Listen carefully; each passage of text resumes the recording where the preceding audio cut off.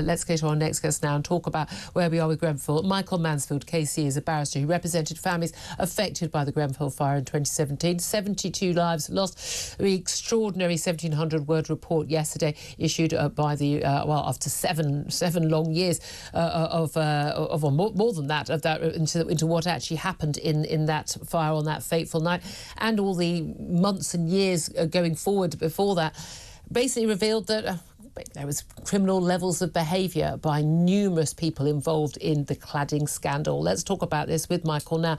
Michael, are you hopeful at all that there will be criminal charges brought against anyone involved with the cladding being manufactured, sold to, put on, approved, inspected, etc., by anybody involved in Grenfell Tower? Well, first of all, the report, I'm sorry, I'm going to be very careful here because, as the Prime Minister said yesterday, as he was Director of Public Prosecutions, he ought to know, and he does know, and he's warning against too much comment, particularly if they're going to name people, prior to any prosecution getting off the ground, because it could jeopardize that. So I'm very careful about passing judgment. Everyone is hopeful, all the families are hopeful that it is, because the report was so meticulous, taken a long time, I realise that's another question, but meticulous, and has provided a foundation that this will be the result. However, as you may know, or the listeners may know as well, that the inquiry has a remit which forbids it from making judgments about criminal liability, civil liability, and all the rest of it. So therefore, the report yesterday is not indicating criminal liability. It's not allowed to do that. So what he's done is he's phrased it in terms of who's responsible, which organizations are responsible. So one hopes as a result of that, and my point is, sorry to take out probably your next question, I think things have been done the wrong way round. I think what should have happened here, and it has happened this way in the past, is you can open an inquiry as soon as the fire's finished, as Theresa May did, but you prioritise a prosecution running alongside, and they have to sort out between them how they get the evidence. They've both got powers to get the evidence. A lot of the evidence does not depend on actual testimony.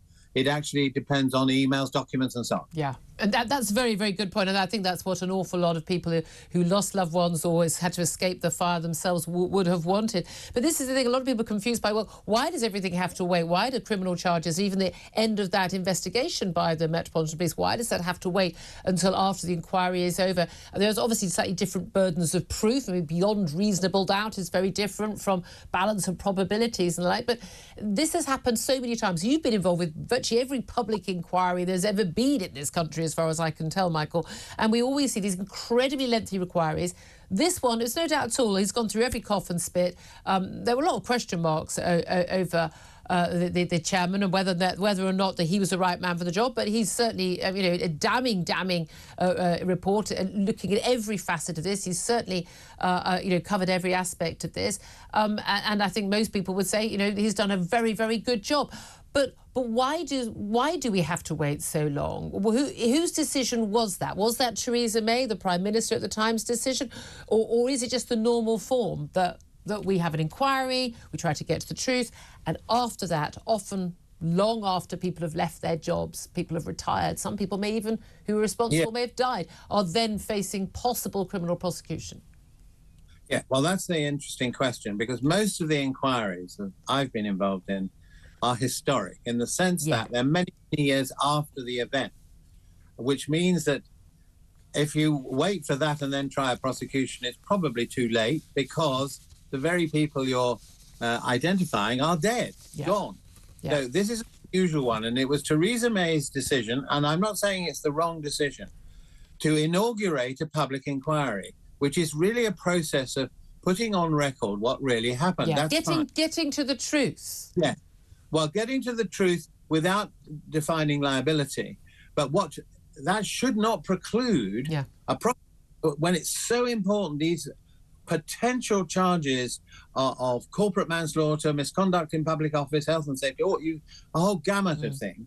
They're so serious, they should have been investigated to prosecution at the same time as the Well, we're told by the Met that they have been investigating. A team of 180 officers are sifting through it. They're not just relying on the evidence they've got from the inquiry. They've got other lines of inquiry as well. And it has been ongoing. They're not starting from scratch yesterday. But why on earth would it take, if they have been doing that work, why would it take them until late 2026 at the earliest, so in more than 2 years' time at the earliest, for them to actually bring charges?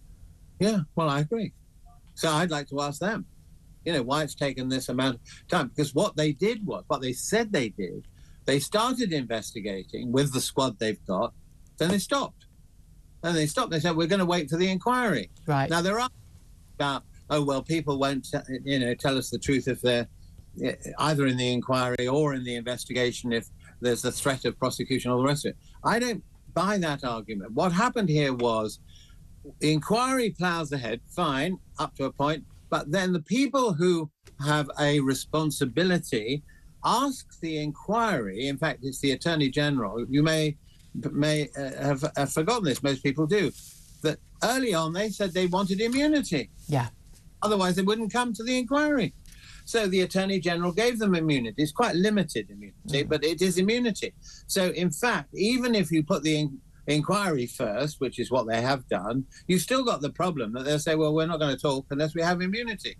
And so, it's a situation which should not be allowed to persist. No. And I think we have another one, I hope we don't, but if we have another one, I think there has to be precedence given and priority given to a criminal investigation of charges that are so serious that they cannot wait for 10 years before you get in the courtroom. Yeah, that's the key thing. It's such a long period of time, and people. Again, we've got people who are not just people who are victims of the Grenfell fire, still outside their homes, still living in temporary accommodation. We've also got 340,000 people in this country, estimated, possibly more, living in I think it's 11,000 buildings, which still have this sort of cladding or similar cladding on them. This was on a grand scale. This was quite routine, and it wasn't just council blocks, and it wasn't just in Tory boroughs. It was across the country, rich and poor, black and white. A huge number of blocks, hospitals, schools had this cladding put on them, and yet it is still there in many cases.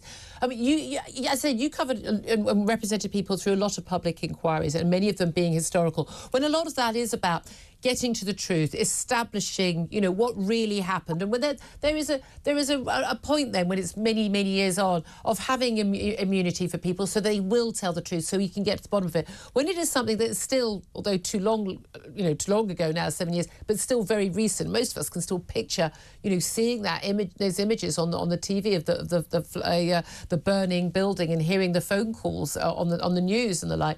That there is more of an urgency, isn't there? Because it's not just about getting justice for those people now. It's also about learning the lessons. We hear so much about that, don't we, Michael? But learning the lessons so that this doesn't happen to anyone else. And we had a fire in Dagenham only a week ago, similar cladding, warnings from the fire brigade and others that it was unsafe. It's a simple matter of luck that no one died in that building. Otherwise, we could have had another Grenfell. And that's 7 years on. Yeah, that's the problem, is that that's a clear indicator, that Dagenham fire, clear indicator that when the relatives and the families say, look, we want implementation of the recommendations, and look at the cladding situation, you would think there wouldn't be any cladding in sight in the United Kingdom after that fire, because the difference that this incident is, it's global. Yeah. One example, which is always, it gets to me every time I think about it, is I represented an Italian family, 2 young people engaged, living on the top floor, trapped. All they could do is get their mobiles out and telephone their parents in Italy, who were watching it on television in Italy. And you can imagine these two both died, and through the toxic fumes that came under the door and all the rest of it. And so many of us, including me, maybe yourself, watch this on television. This is not going to... Vividly. The public, international and national, are going to make sure, and I'm glad the Prime Minister's committed himself to the recommendations already. This cannot happen again, should not happen again, and we as a public should not allow any government, I don't care what the hue is, any government to take their eye off this.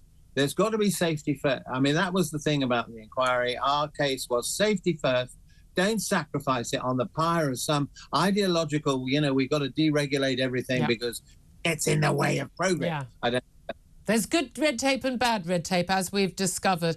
Michael, I couldn't agree with you more on all of that. Michael Mansfield KC, barrister representing families affected by the Grenfell Tower fire. So appreciate you joining us. Thank you very much indeed. I hope